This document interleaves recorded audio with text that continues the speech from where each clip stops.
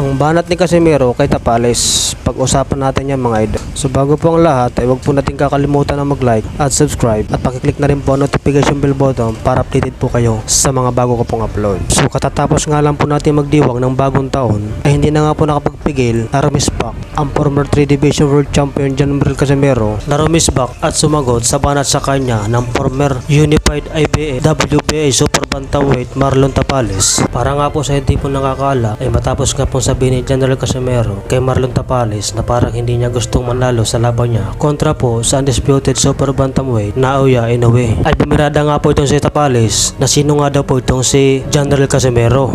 Ay hindi nga daw po niya itong kilala itong Casimero na to. At dahil po dyan ay nagpost nga po ito si General Casimero sa kanyang Facebook page na Cuadro Alas It's My Boy. Patay, huyo na ako. Bukod dyan ay nagkomento rin po ito si General Casimero sa kanyang post na nagka-amnesia na dito si Tapales buhat sa tinamo na suntok nito kay Naoya Inoue na naging dahilan daw po kung bakit hindi na daw po siya nakilala ni Marlon Tapales. Dagdag pa po ni Casimero na magdidiwag lang daw po siya ng bagong taon, tabangan daw bukas ang pasabog patungkol po sa mga nabalitaan niya na hindi na nga daw po siya nakikilala nito ni Marlon Tapales. At nandito naman po ang ilan sa mga pahayag po ng kapatid ng Angas ang Pinas na si Jason Casimero. Panoodin po natin. Alam naman ng mga tao kung sino talaga makakatalo kay Inoue. Kasi si Tapales, pag tumuntok, nagkakabir-kabir lang pag tinuntok mo. Si Tata kasi, hindi yan ang papatuntok. Inilagan niya talaga. Inilagan talaga yung mga suntok. Kaya yung move kasi, yung ano ni Tapales ba, kumbaga yung galaw ni Tapales, akmang-akma kay Naoya Inoue. Kasi pwede siyang, ganito kasi yun guys. Alam mo, pag yung boxer, ikaw yung boxer, tapos yung kalaban mo, parang sinasalo-salo niya lang yung tuntok. Ibig sabihin yan, pwede kang gumawa ng combination kasi nakatama ka. Pag hindi ka kasi nakatama, hindi mo magawa yung combination na pinapraktisan mo.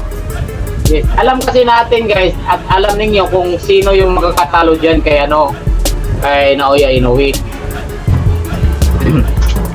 Cuadro Alas lang yung makakatalo dyan kasi si Otol hindi yan nagpapatutok, hindi magpapatama yan. Alam na. Hindi magpapatama yan si Cuadro Alas. Mamaya hintayin ninyo kung ano yung sabi ni Otol, puntahan ko sa bundok mamaya. Kasi kailangan may masasabi siya. Pupunta ako sa bundok mamaya.